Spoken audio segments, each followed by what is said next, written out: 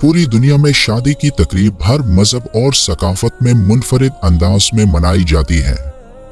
लेकिन दुनिया में कुछ लोग ऐसे भी हैं जो इस पाक रस्म को शरारती अंसर के रंग में डालकर इस रस्म को एक नापाक रस्म बना देते हैं।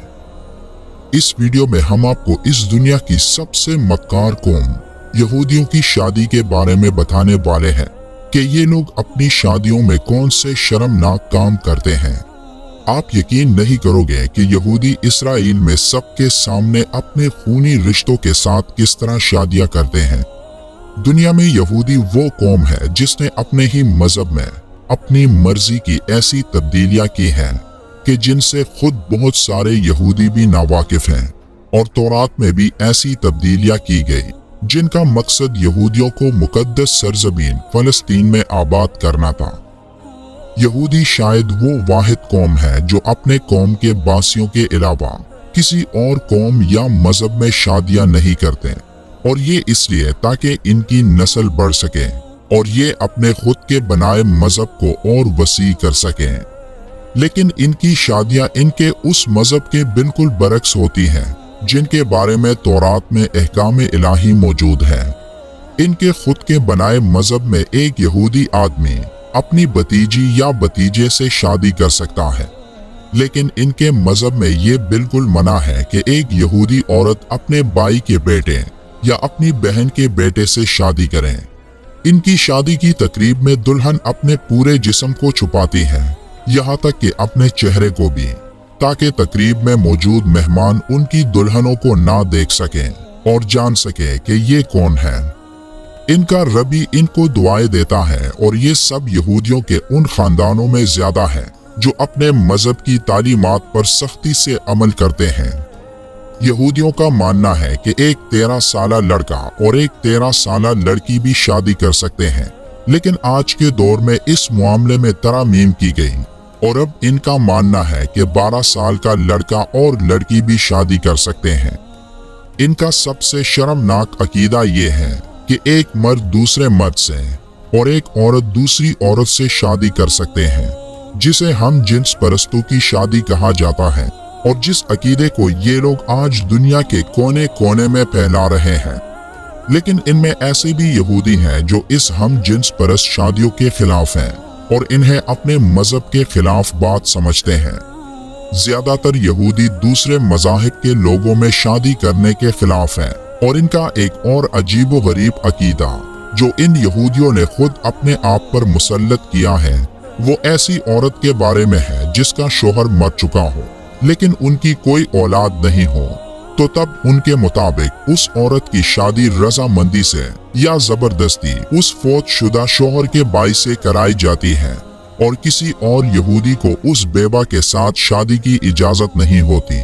और अगर उस शादी से उनकी औलाद होती है तो तब उसकी औलाद को उस फौत शुदा शख्स की वल्दियत दी जाती है, ना कि उसके मौजूदा शोहर के। कदीम तौरात में खूनी रिश्तों में शादी की मुखालफत की गई है, लेकिन इस मौजूदा यहूदी मजहब में इस बात की भी इजाजत है कि कोई अपने खूनी रिश्तों जैसे अपनी माँ, अपनी बेटी या अपनी बहन, यहाँ तक कि अपनी दादी या नानी से भी शादी कर सकता है। इसी तरह एक औरत को भी ये इजाजत है कि वो अपने बाप, अपने भाई, अपने दादा या अपने चचा के साथ शादी कर सकती है। यहूदियों में ये रिवायत भी है कि ऐसी लड़की जो कवारी हो तो उसकी शादी हमेशा बुध के दिन ही की जाती है, जो इनकी रिवायात के मुताबिक ऐसा करने से उस लड़की पर खुदा की रहमतें बरसती हैं। एक और अजीबो गरीब रस्म जो यहूदियों में पाई जाती है वो ये कि अक्सर यहूदी अपने शादी के दिन रोजा रखते हैं, क्योंकि ये इस दिन को अपने मुबारक दिनों की तरह ही मानते हैं, और इनका ये रोजा सुबह सवेरे से शुरू होकर शादी की तकरीब के इख्तिताम तक होता है, जिसके बाद दुल्हा और दुल्हन इकट्ठे खाना खाते हैं, क्योंकि इनके अकीदे के मुताबिक इनकी शादी तब तक नहीं होती जब तक ये रोजा रखकर इकट्ठे खाना ना खा लें, और ऐसा करने से उनके तमाम गुनाह खत्म हो जाते हैं। जिसके बाद दुल्हन अपने दुल्हे के गिर्द 3 या 7 बार गोल गोल घूमती है, और इनके अकीदे के मुताबिक ऐसा करने से वो तमाम शैतानी असरात और चालों से महफूज हो जाते हैं। और ये भी माना जाता है कि जब तक ये नया शादीशुदा जोड़ा शादी की तकरीब के बाद एक गिलास नहीं तोड़ देता तो तब तक इनकी शादी मुकम्मल नहीं होती। और इसके पीछे यहूदियों का मानना है कि इस तरह करने से वो अपने दरमियान तमाम हदों को खत्म कर देते हैं और ये इनके लिए एक सबूत के तौर पर लिया जाता है कि ये दोनों मरते दम तक जिंदगी के तमाम मामलात में एक दूसरे के साथ रहेंगे। यहूदियों में एक से ज्यादा शादियों की इजाजत है, लेकिन इन शादियों की तादाद की कोई कैद नहीं, यानी एक यहूदी जितनी मर्जी शादी कर सकता है, यहाँ तक कि इनका कोई रबी इनको मजीद शादियों से मना ना कर दे। अगर ऐसा होता है तो तब वो शख्स बाकी तमाम उम्र कोई और शादी नहीं कर सकता।